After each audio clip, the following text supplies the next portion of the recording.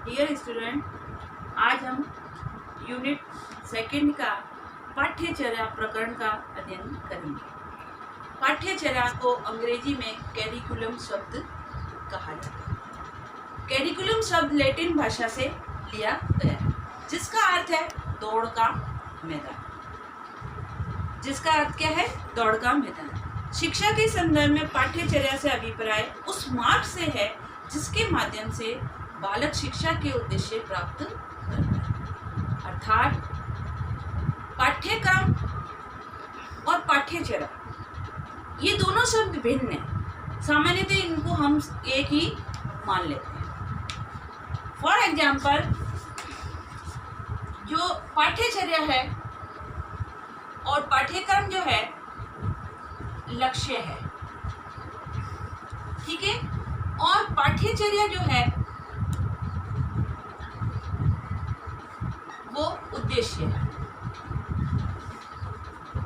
ठीक है।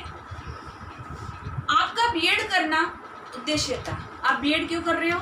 कि एक शिक्षक बनना आप चाहते हैं। इसके लिए आपने पहले प्री टेस्ट फाइट किया, प्री टेस्ट के बाद बीएड में प्रवेश लिया और उसके बाद बीएड के अंतर्गत जो जो विषय आपको पढ़ाए जा रहे हैं आप उसका अध्ययन करके परीक्षा देके पास हो रहे हो। तो ये सीढ़ियां हैं शिक्षक तक। जो आपका लक्ष्य क्या है? आपका लक्ष्य क्या था? शिक्षक बनना, ठीक है। बीएड करके एक शिक्षक बनना, शिक्षक की नौकरी आप प्राप्त करना चाहते हो। इसके लिए आपने जो है जो विषय पढ़ रहे हो उसको पढ़ के बीएड पास करके फिर आप जो है आरपीएससी की परीक्षा दोगे। उस परीक्षा में पास होके शिक्षक की नौकरी प्राप्त करोगे। तो ये सब उस तक पहुंचने की क्या है? सीढ़ियां हैं। जो हमारे सामने लक्ष्य है एक शिक्षक बनना, उस लक्ष्य को प्राप्त करने के लिए हमारी ये सीढ़ियां हैं जो हमारे उद्देश्य कहलाते हैं। उन उद्देश्यों के माध्यम से हम लक्ष्य तक पहुंचते हैं। उन जो विभिन्न विषय पढ़ाए जाते हैं बीएड में, जो आपको विभिन्न विषय पढ़ाए जा रहे हैं, वो एक योग्य शिक्षक बनने के लिए बीएड पाठ्यक्रम में जो जो है वो उसकी सीढ़ियां हैं, वही पाठ्यचर्या है। तो पाठ्यचर्या जो है सीमित होती है और पाठ्यक्रम विस्तृत होता है, ठीक है। पाठ्यचर्या के माध्यम से हम विभिन्न विषयों के ज्ञान को प्राप्त करते हैं और पाठ्यक्रम के अंतर्गत हम उन समस्त विषयों को सम्मिलित करते हैं और उसके अंदर प्रायोगिक, सैद्धांतिक, पाठ्य सहगामी क्रियाएं, इन सब का समावेश किया जाता है। या यूँ कह सकते हैं कि पाठ्यचर्या पाठ्यक्रम तक पहुंचने की सीढ़ी है। एक एक सीढ़ी है, जो विषय है वो एक एक सीढ़ी है। जैसे आपका बीएड पाठ्यक्रम है वो जिसमें विभिन्न विषय हैं, वो सीढ़ियां हैं और उन सीढ़ियों के माध्यम से तुम बीएड की डिग्री जो है उसको पास करके बीएड की डिग्री लेंगे। परिभाषा, कनिंघम जो है, कनिंघम नामक शिक्षाविद ने इसकी परिभाषा दी है। यह एक कलाकार रूपी शिक्षक के हाथ में वह साधन है जिससे कि वह अपने पदार्थ रूपी विद्यार्थी को अपने आदर्श के अनुसार ढाल देता है।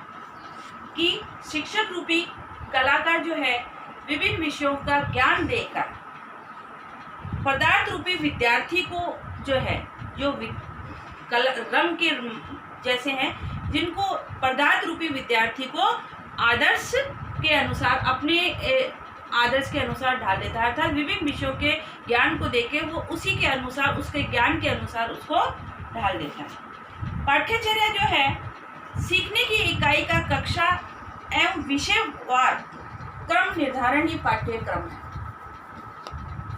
परंतु पाठ्यक्रम निर्माण की प्रक्रिया जो है पाठ्यचर्या है।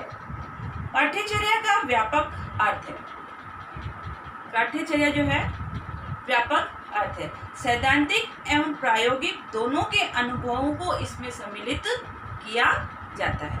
इस प्रकार विद्यालय का पूरा जीवन, जो विद्यालय जीवन में हम जो जो विषय जिन जिन कक्षाओं में, जो एक सीढ़ी से दूसरी, पहली कक्षा पढ़ी, फिर दूसरी पढ़ी, वो तीसरी पढ़ी, वो चौथी पढ़ी, वो सीढ़ियाँ है, उसमें हम विभिन्न विषयों का ज्ञान ग्रहण करते हैं। वो सीढ़ियाँ जो हैं हमारे को पाठ्यचर्या कहलाती हैं। पाठ्यचर्या और पाठ्यक्रम में अंतर, इन दोनों में अंतर है। जैसा कि मैंने आपको भी बताया कि पाठ्यक्रम जो है व्यापक है और पाठ्यचर्या उसी का अंग है, ठीक है। उसके अंग के रूप में वो एक एक सीढ़ी के रूप में उसको बनाया गया है। जैसा एग्जाम्पल के रूप में आपको बताया कि सीढ़ी के माध्यम से हम एक एक विषय पढ़ते हैं, एक एक क्लास पढ़ रहे हैं और ऊपर पढ़ रहे हैं, वो उसका सामूहिक रूप पाठ्यक्रम है और वो एक एक सीढ़ी जो है पाठ्यचर्या है। पाठ्यक्रम में विद्यालय के समक्ष शैक्षणिक एवं सह शैक्षणिक कार्य आते हैं। जो पाठ्य सहगामी क्रियाएं हैं और पाठ्य सैद्धांतिक क्रियाएं हैं, प्रायोगिक क्रियाएं, वो सब पाठ्यक्रम के अंतर्गत आती हैं। और पाठ्यचर्या में शैक्षिक विषयों की सामग्री को सम्मिलित किया जाता है। पाठ्यचर्या निर्माण के सिद्धांत, अब इसके सिद्धांत भी 3 बताए हैं। उद्देश्यों का निर्धारण, ठीक है, उद्देश्यों का निर्धारण। दूसरा है विषय सामग्री का चयन। तीसरा है सामग्री चयन के आधार। अब उद्देश्यों का निर्धारण विषय की प्रकृति के अनुसार किया जाता है। हर विषय के उद्देश्य अलग होते हैं। हिंदी के अलग है तो साइंस के अलग है, गणित के अलग है, सामाजिक के अलग है। तो जो उद्देश्य बनाए जाते हैं उस विषय की प्रकृति के अनुसार ही निर्धारित करने होते हैं। दूसरा है विषय सामग्री का चयन। जो विषय सामग्री का हम चयन कर रहे हैं जिस क्लास के लिए, वो उस बच्चे के स्तर के अनुसार होनी चाहिए। यदि कक्षा 8 का बालक है तो उस बालक के मानसिक स्तर के अनुसार विषय सामग्री का चयन किया जाना चाहिए। सामग्री का चयन, अब जो विषय की सामग्री का इसमें चयन किया जाता है वो विद्यार्थी के मानसिक स्तर के अनुसार किया जाना चाहिए। जैसे कक्षा 8 का विद्यार्थी है तो उस 8वीं के बच्चा कम से कम 12-15 साल के बच्चे का मानसिक लेवल कितना होगा, स्तर कितना होगा, तो उसी के अनुसार उसकी विषय सामग्री का चयन होना चाहिए। तीसरा है सामग्री चयन के आधार, ठीक है, सामग्री चयन के आधार। तो जो सामग्री का चयन कर रहे हैं वो हम कहाँ से ले रहे हैं, उसका बेस कहाँ से हम ले रहे हैं, तो उसके आधार पर हमारे को उसकी सामग्री का चयन करना चाहिए। अब है पाठ्यचर्या का महत्व। अब इसका महत्व क्या है, क्यों पाठ्यचर्या बनाई गई है, तो उसका कोई ना कोई महत्व जरूर होगा। पहला है बालक का सर्वांगीण विकास करना। शिक्षा का प्रमुख उद्देश्य यही होता है कि बालक का सर्वांगीण विकास किया जाए। सर्वांगीण विकास में उसका मानसिक, शारीरिक और सामाजिक सभी पहलुओं को ध्यान में रखा जाता है। तो बालक का सर्वांगीण विकास करने वाली विशेष सामग्री को उसमें सम्मिलित किया जाना चाहिए। पाठ्यचर्या का महत्व, पहला है बालक का सर्वांगीण विकास। दूसरा है सभ्यता एवं संस्कृति, जिसके माध्यम से बालक सभ्यता और संस्कृति को जाने। उसके अंदर ऐसे विषयों को सम्मिलित किया जाए जो हमारी सभ्यता संस्कृति से बालक को अवगत कराए।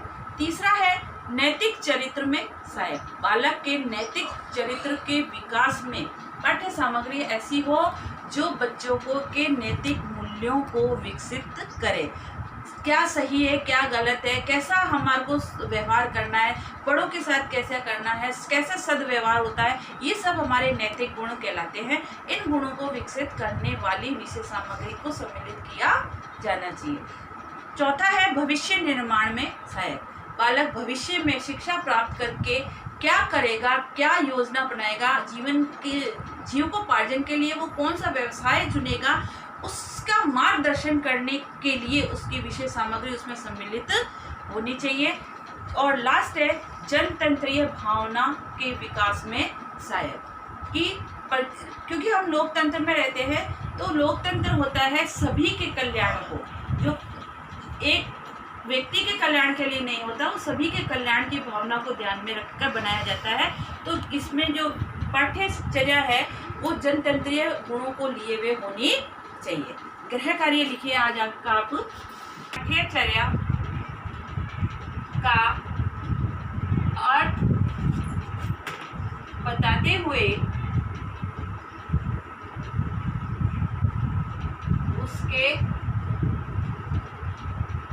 हेतु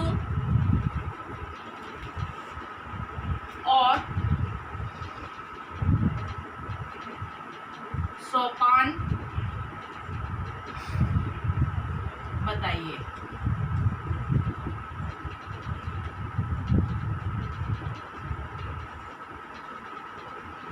यह कार्य है, ये आप अपनी कॉपी में इसको हल करके रखिएगा, जब कॉलेज खुलेगा आपका चेक किया जाएगा।